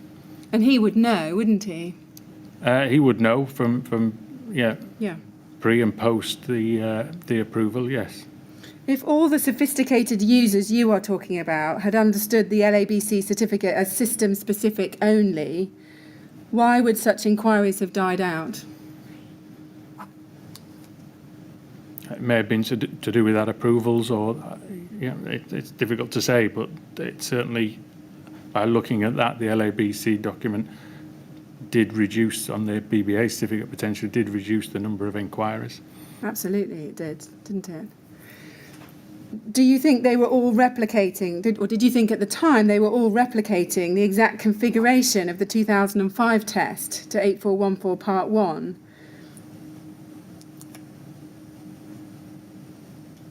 No. No.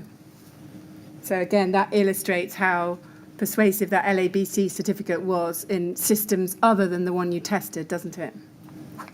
It does show it had an effect on reducing the number of inquiries potentially, yes. Yes, and that's why your great news email is effectively celebrating the LABC certificate, isn't it? Well, the great news email came out before, obviously, it did reduce the number of inquiries. I mean...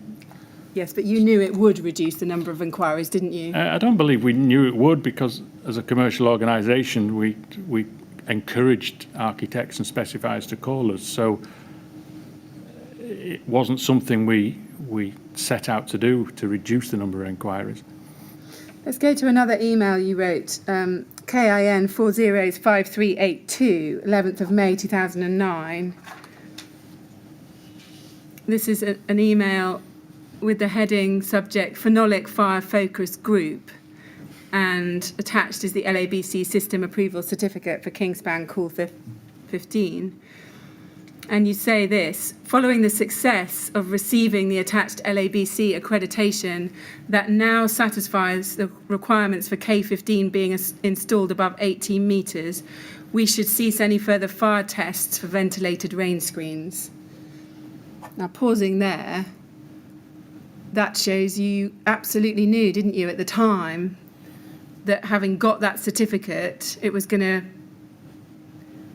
satisfy the requirement for K15 being installed above 18 metres without limitation. That's correct, isn't it? I think with regards to cease further fire tests, that was a collective decision. No, I'm not asking you about that part yet. Right. I'm asking you about the initial part where you say it now satisfies the requirements for K15 being installed above 18 metres. Why did you say that? No, I think we believed it did at the time, yes. Yes, because it was representing that K15 was a material of limited combustibility, which would mean that it could be used on all buildings over 18 metres without question, didn't it? Potentially, readers could have seen it that way, yes. And then you go on. So you say we should cease any further fire tests for ventilated rain screens at in excess of 15k per test. Both the sales and business development teams should be adept enough to use their toolkit to the full. Now, what do you mean there by use their toolkit to the full? It was the marketing, when we say toolkit, it means the marketing information they've got, the BBA certificate, LABC, presentations.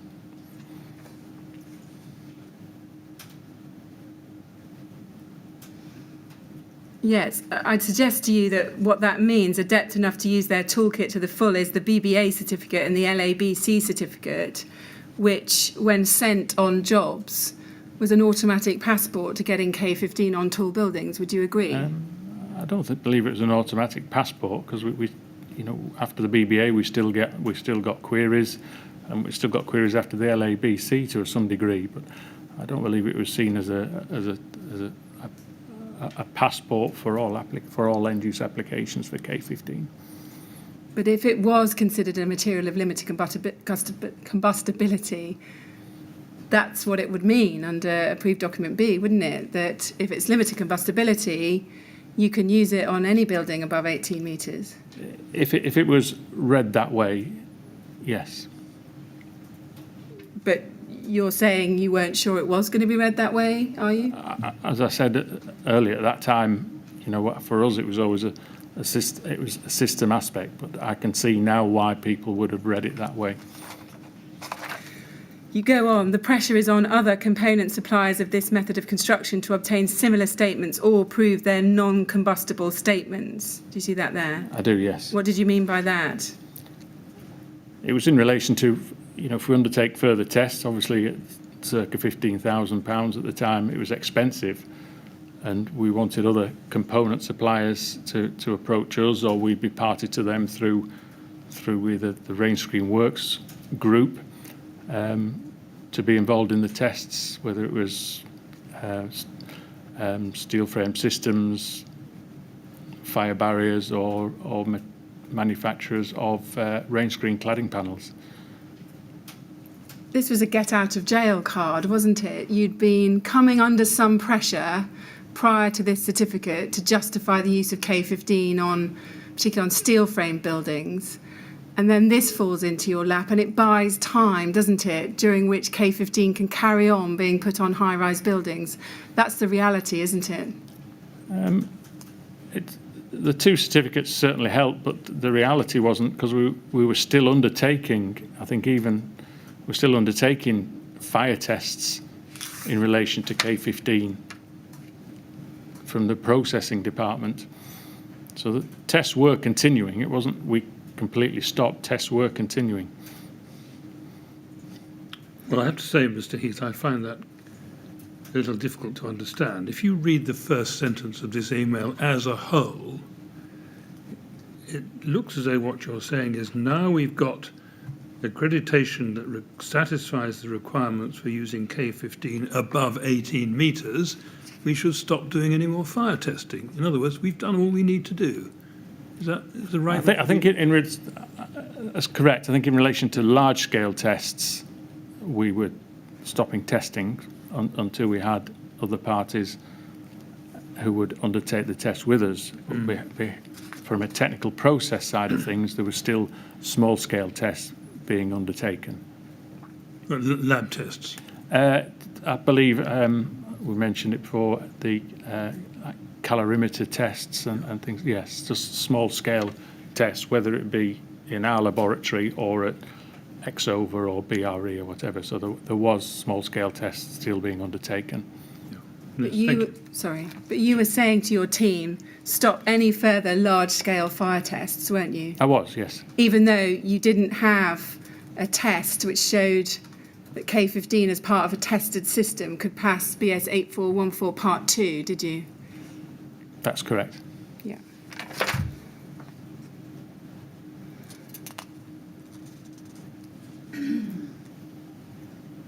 Can we go to paragraph 3.26 of your witness statement on page 16?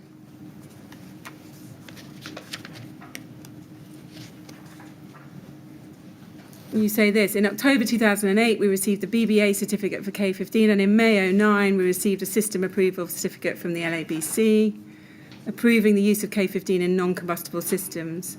In my view, these documents, which evidenced third-party consideration of K15's suitability for use over 18 metres and confirmation as to its suitability for use in non-combustible systems in this application, were sufficient to support Kingspan's promotion of the product for use in non-combustible systems over 18 metres.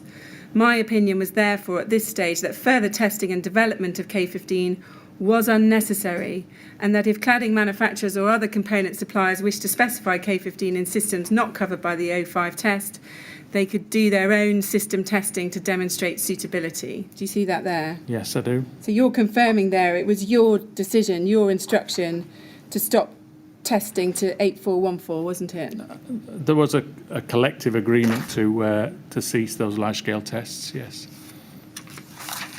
It wasn't a decision I made by myself. That last part that I read there, where you say, if cladding manufacturers or other component suppliers wish to specify K15 in systems not covered by the 2005 test, they could do their own system testing to demonstrate suitability. That's not what you said in the email we just looked at, was it? There you say the certificate satisfies the requirement for K15 being installed above 18 metres. Would you agree?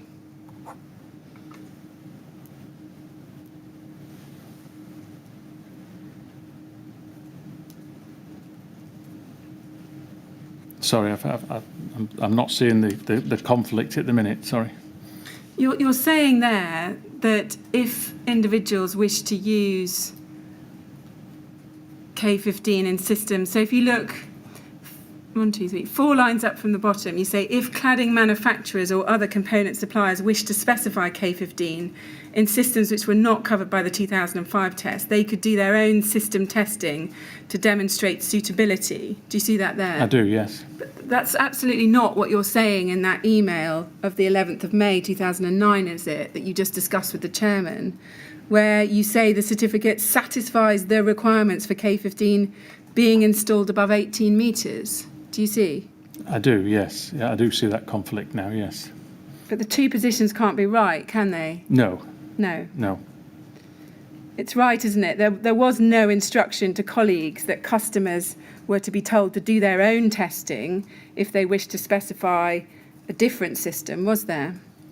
I believe it was recognised within the team that, you know, if somebody approached us who wanted to undertake a test with one of their components, would be willing to do so. So, you know, I think it was common knowledge in the business that, you know, we were undertaking these tests at our own expense to the benefit of other associated product manufacturers.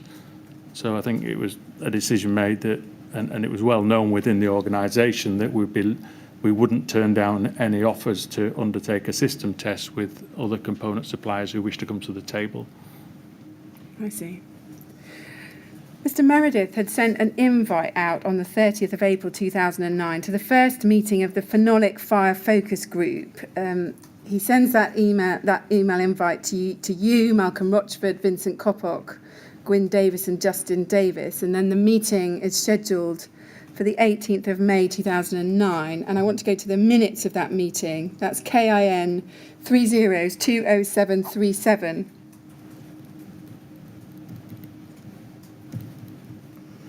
So this is, from what we can see, the first meeting of this Phenolic Fire Focus Group. We can see who's present, and then you've sent your apologies. Do you see that there? Yes, I do. Are you likely to have reviewed the minutes of this meeting at some point during your time as technical manager? I would have done. Yes, I was splitting my time a little bit in other markets at that time, but yes, I would have read that. So if we look under background on that very first page, we can see it says, the meeting was called to organise, agree and understand the current fire testing requirements and mandatory product development of our new technology cool therm. There are several fire performance requirements that are crucial for sales of phenolic.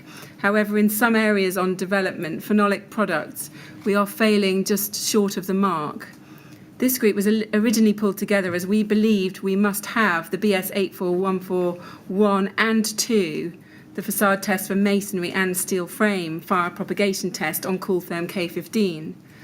Following the recent release of the K15 BBA and the LABC LANTAC approval, this urgent requirement has been relaxed as the documents are working to cover the regulatory desires for specific system approval.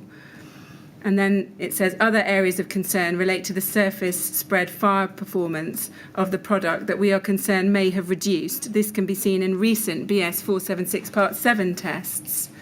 Do you see that there? Yes, I do. So it's clearly being stated there, isn't it, that the urgent requirement for 8414 testing, including for steel frames, has now been relaxed because those two documents, the BBA and LABC certificates, are working to cover the regulatory desires. Do you see that there? I do, yes. And was that your understanding at the time, that that's what was happening?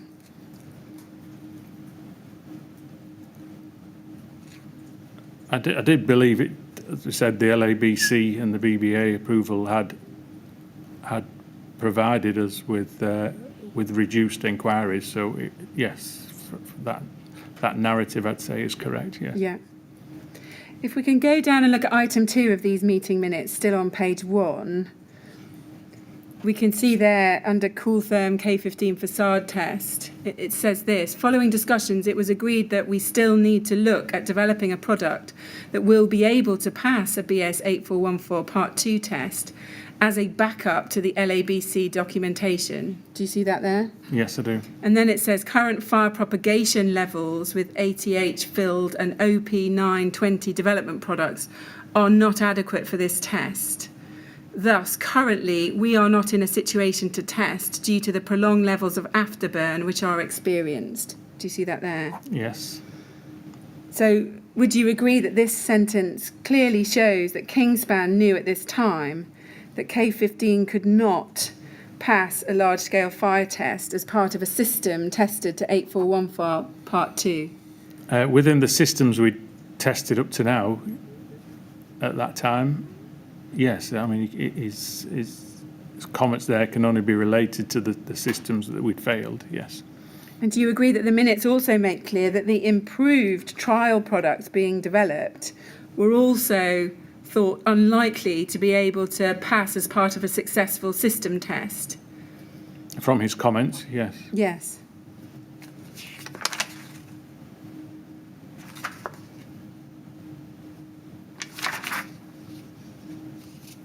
And is that why you then specifically and deliberately decided to stop testing and wait until Kingspan were challenged? I don't believe so, no.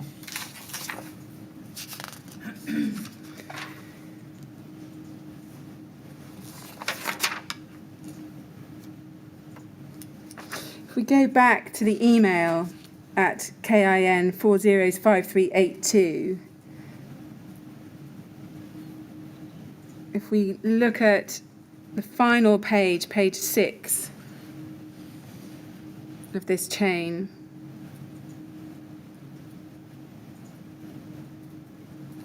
if we pick it up where the email starts on the page before, on the 30th of April 2009, Ivor's writing to a number of you, and you're copied in. And he says, the purpose of this technical group is to concentrate on understanding and developing the fire performance of our phenolic insulation.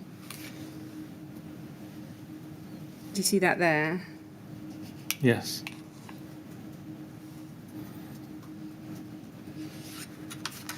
And then, just going on with that email, primary targets of this group are as follows. And then he's got understand why alternative phenolic formulations may have yielded better fire test results, new technology versus old. Do you see that there? Yes, I do. Yeah. And the toolkit that was being used at the time, where we sought reference to that in the email, is it right that that toolkit would have involved the LABC certificate, the BBA certificate, and the 18414 test from 2005? Is that right? That's correct, as well as other marketing material, yes.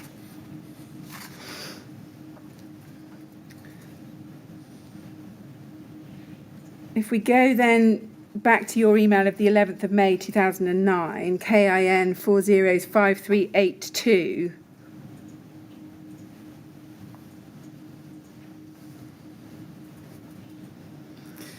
after you've said that the pressure is on other component suppliers, you say this saving will allow other applications and the Cool Firm brand to achieve a similar focus to that given to K15 over recent years, and look at how the sales in this have grown.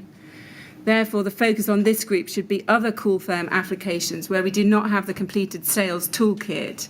We should also be considering fire tests, smoke tests, etc., that may not be relevant for either construction or the end-use application. Provided it has a good marketing story, these should be tabled. Do you see that there? Yes, I do. Is that an instruction from you to fill marketing material with test results that are essentially irrelevant? No, this was a recommendation that came from my director as to what other fire tests we could use to market to show, low smoke emissions, etc., from phenolic. So that was a line I put into that email that was given to me by another person in the organisation. And who was that? That would have been the managing director at the time. Who was that? Peter Wilson.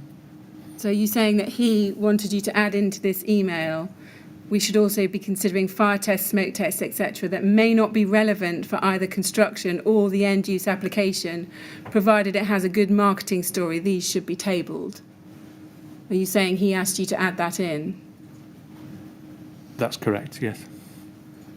And on what basis were you content to put that in? Did you think that that was an appropriate marketing strategy? It was really from a Cool Therm point of view, a lot of people weren't aware of some of the benefits of phenolic, the smoke emission tests and things like that. So it was, there are other tests in the industry where it may have been relevant to test them, say for food processing areas, cold stores and things like that. So. But Mr. Heath, you're specifically talking there about tests that may not be relevant for either construction or the end-use application, provided it has a good marketing story. These should be tabled. Can you explain why you thought that comment was appropriate? It was basically to see if we could have a test to determine whether there was a marketing story in it to confirm the benefits of phenolic. Did you consider this to be responsible behaviour at the time on the part of Kingspan? At the time, it's probably, we're looking at over 10 years ago or so. It was important at the time to have good stories, in inverted commas, for the marketing department to draft. Yeah, stories which weren't always true, were they? Or case studies, even. I don't know if they were true, but it's, to pass a test, whether it's relevant to construction or not, provided you test it, it was seen as an opportunity to market phenolic, to explain the benefits of it. If we carry on within this email, you say after that first few paragraphs, with regards to Cool Therm applications that require specific attention, my recommendation would be to concentrate on the following. And then you say this, closure on the Class 0 project if it hasn't been already. Do you see that there? Yes. What does that mean, closure on the Class 0 project if it hasn't been already? It's basically to ensure we had the Class O accreditation boxed off. Yes, because you knew, didn't you, that you were struggling to get Class 0 on the basis of the new technology. That's right, isn't it? I knew we were struggling with it previously. I don't know if at that time we'd achieved Class O. I knew years leading up to that we'd used the results out of Kestron. Did you know that that claim has national class naught continued to be repeated in all of Kingspan's marketing literature nonetheless throughout this whole period? I did, yes. Yes. Yes. And yet you knew that it was struggling to get class naught on the new technology, yes?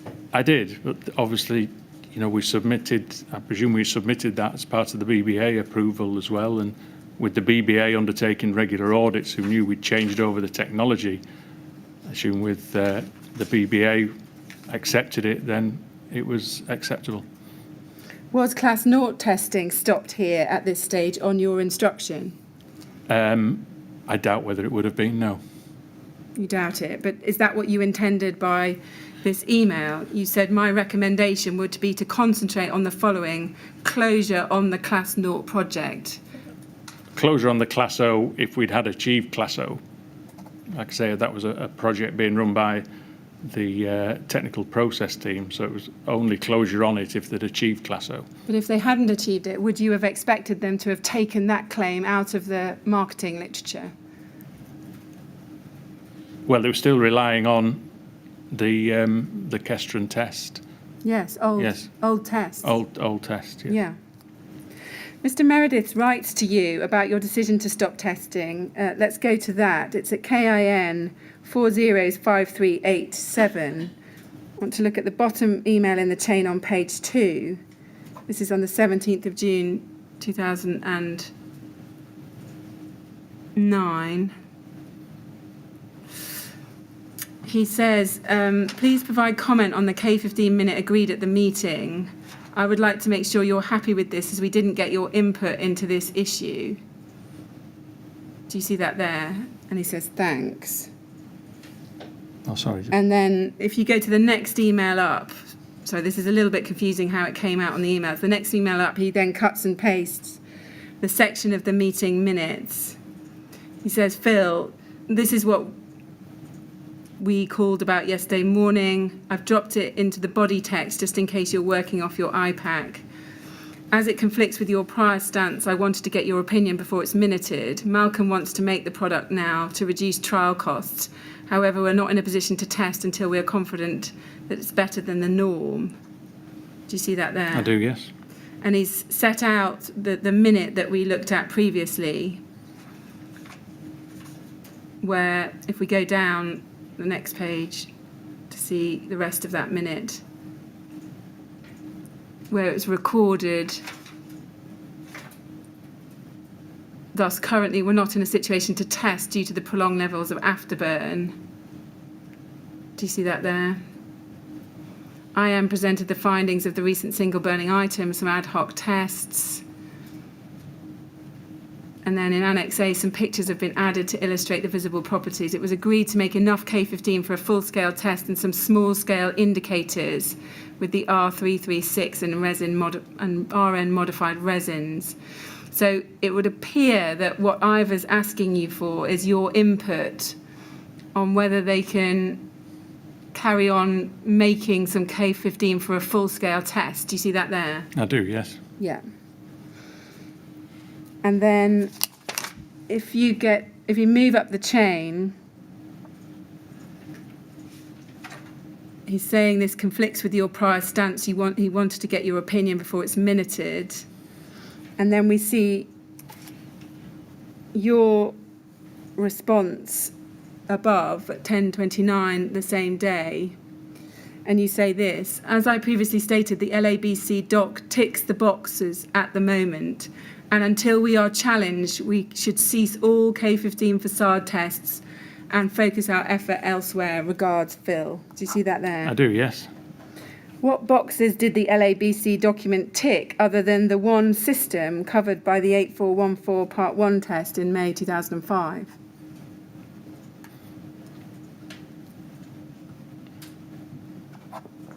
The only other boxes it would tick would be to simplify it through the building control and to facilitate it through building control. Yes, by showing that it was a material of limited combustibility as per the LABC certificate, yes? With hindsight, yes. Not just with hindsight, Mr. Heath. That's your thinking at the time, isn't it? As we can obviously see from this email. The LABC it's an important document, whichever product it is, but I can see why people would think that, yes. What did you mean by until we are challenged?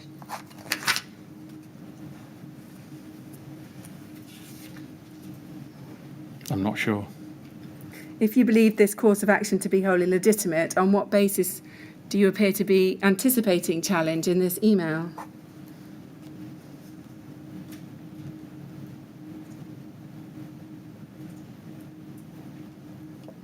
I'm not sure what I'm relating to there, whether it's the...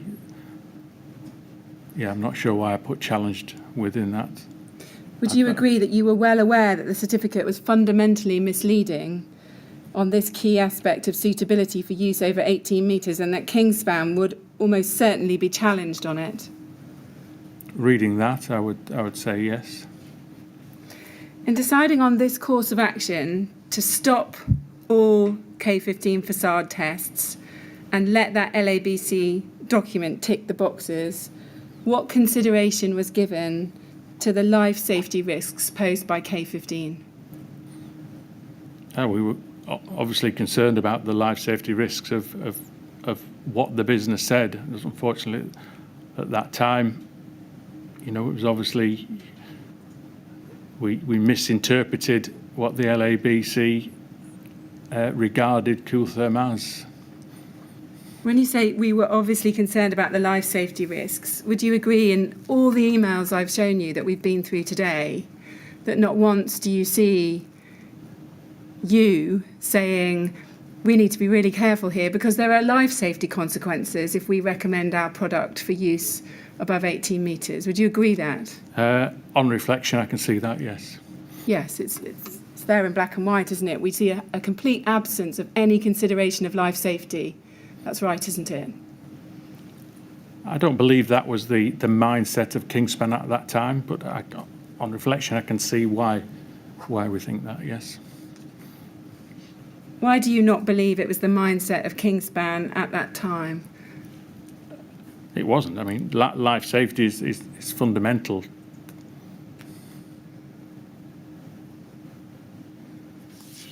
Do you accept that there existed no valid test evidence throughout the entire period, 2006-2010, while you were technical manager, based on which the K15, which was actually being sold, could comply with the building regulations for use over 18 metres? Do you accept that? I think we put too much reliance on that test and the BBA and the LABC interpretation. I believe we put potentially too much reliance on that. I'm going to ask the question again. Do you accept that there existed no valid test evidence throughout the entire period, 2006 to 2010, while you were technical manager, based on which K15, which was actually being sold, could comply with the building regulations for use over 18 metres? I can see why that's suggested. Yes, I can understand that. You use the Class O surface spreader flame from Kestron, rightly or wrongly, and that was approved by the BBA as well. So, yeah, with hindsight, I can see why you made that comment. Yes. What I'd suggest to you is that you directed that as a position that Kingspan were taking, and you endorsed it at the time. I believe there was a collective within the overall technical department and a belief in that respect. It wasn't just a single person. But are you prepared to take some responsibility for the role you played as technical manager in that position between 2006 and 2010? Yes.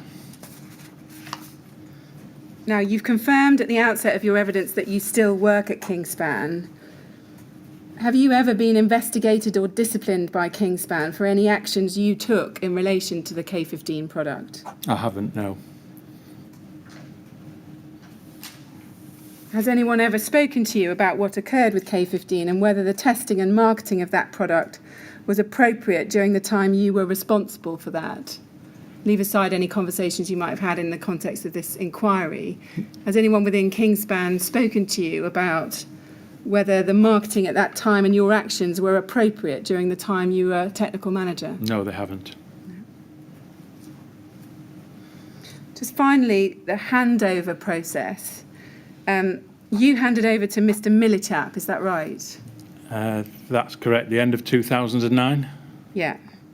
Certainly in the last quarter. 'Cause yes, And did you have a period of overlapping with him so that you could bring him up to speed with K15, for example? I think at the time Tony was in an office next to me, so there was continued discussion as to the projects that were involved, and meetings between myself and Tony and Andrew Pack individually, and I think Tony and Ivor as well. Did you bring him up to speed with the history of the testing of K15 and what you had discovered about its fire performance? I think we brought him up to speed with regards to what tests we undertook. He'd have been made aware of the tests that were required, and I'm not sure if he was copied on the technical lamination minutes as well, so he could see all the projects that were going on at the time. Sorry. No, I was just saying he may have been copied with the technical lamination meetings minutes at the time as well, I'm not sure.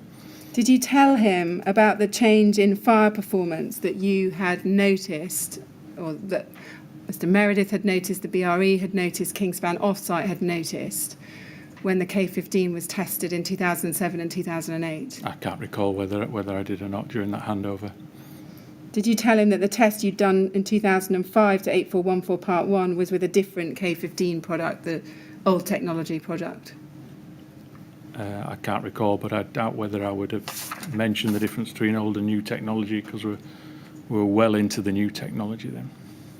Mr. Chairman, I've come to the end of my questions. Right. But if we could have the customary break to see if there are any further questions. Yes, thank you very much. Well, Ms Granger said she's got to the end of her questions, but at this stage we have a short break, both to enable the council to check they haven't overlooked anything, and also to give an opportunity for those who aren't present to suggest other questions that might be put to you. Right. So we're going to break now. We'll come back at 4:30 and see whether there are further questions that we'd like you to deal with.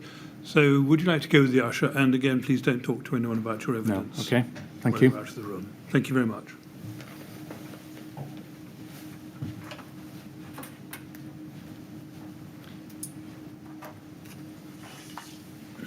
I think 10 minutes ought to be enough. Yes, I hope so. All right, 4:30 then, please. Okay.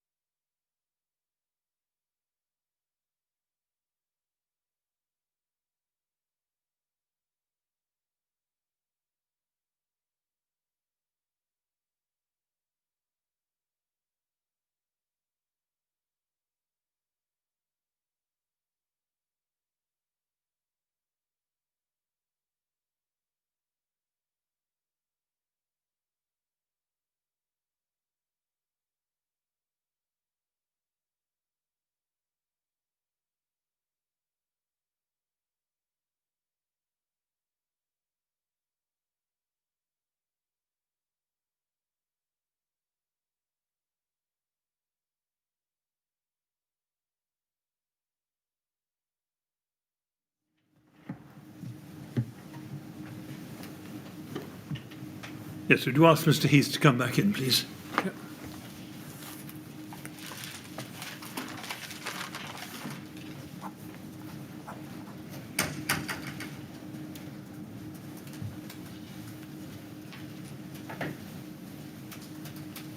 Right, Mr. Heath, well, we'll see if there are any more questions for you. Okay.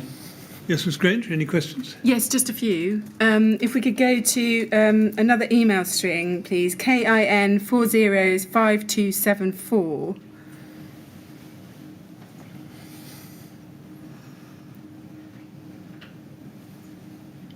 And what I want to do is look at the email 3 down on that page from you to Mr. Meredith, 26th of March at 10:50. Do you see that there? 26th of March 2007, 10:50 to Ivor. You say, Ivor, we're coming under pressure from both Metalcon and Jean. Is Metalcon Kingspan offsite? Is that another phrase for them? Yeah, it could well be, yes. Yeah. And Jean, would that be Jean Murter, the CEO of Kingspan? I would presume so, yes. Yeah. To undertake BS8414 tests with a raft of alternative rain screen solutions, basically going 50-50 on cost of 230k with them. Both mine and Peter's argument is that we have basically got it boxed off from the Kingspan standpoint and have hence drafted the following. Please check and comment as you feel fit. Do you see that there? Yes. And then you say in your draft to Jean Murter, good morning, Jean. May I refer to your meeting last Friday with Peter and Malcolm? Is that with Peter Wilson and Malcolm Rochford? Excuse me, I can only assume so, yes. Yeah. During which the issue of fire testing ventilated rain screens insulated with Cooltherm K15 was discussed. We have already undertaken a number of facade tests to the large-scale BS8414. These included testing the facade with and without ventilated rain screen to determine if we could achieve correlation between facade without rain screen cladding and one with. Now, pausing there, are those the tests from 2004 and 2005, the naked test, and then the 2005 8414 test? I would assume so, yes. Yeah. And then you say, we attempted to keep the actual rain screen generic by using cement particle board fixed to the steel frame with the appropriate gaps between the sheets to simulate a Trespa-type solution. The end result was we achieved correlation in that flame spread across the K15 was similar with and without the effect of the cladding material. And then you say, these two tests have allowed Kingspan to market the system against 8414, and to date we've not been requested to undertake the test bespoke to a particular rain screen solution. Do you see that there? I do, yes. So what we see in this email exchange in 2007 is, assuming you sent that email, do you remember whether you sent it? I don't recall whether I sent that draft that was prepared, no. But you appear to be giving advice to the likes of Jean Murter and others about whether or not further testing should be carried out. Do you see that there, and what you've got from the testing so far? So what I want to put to you, that far from you being told by seniors what to do about the Kingspan K15 testing, you were integral to the advice that was being given at different stages about whether to keep testing or not. Do you see that? I do see that, yes. And would you agree that that's correct? You were integral to the decision making. There was a collective. I didn't work alone in making those decisions. If you see the email above, you know, we drafted a letter together. So I was part of a collective that made those decisions. Do you mean with Mr. Meredith? No, with the other directors of the business. I see. But you accept that you gave advice to those higher up about whether or not you should test K15 at different stages. You would accept that, yes? I was, in that narrative, I was certainly briefing them as to where we were and where we got to and how we were using those tests. Yes. Yes. Thank you. And then just a final question. We've been through an awful lot of material, both on Thursday afternoon and during the course of today. What would you have done differently if you had the chance to do it again? I think as a manager, I would have highlighted my concerns more to the collective team and not accepted the recommendations and advice from the BBA and the LABC and the BRE, who were seen as the experts or the deans at the time in the industry. So I see. Mr. Chairman, thank you. Those are all the questions. Good. Well, Mr. Heath, it just remains for me to thank you on behalf of the panel for coming to give your evidence. It's been very useful to hear from you, and we're very grateful to you for coming along to tell us what you know. no, thank you. And it's Thank you very much indeed. very important. And now you're free to go. Thank you. Thank you.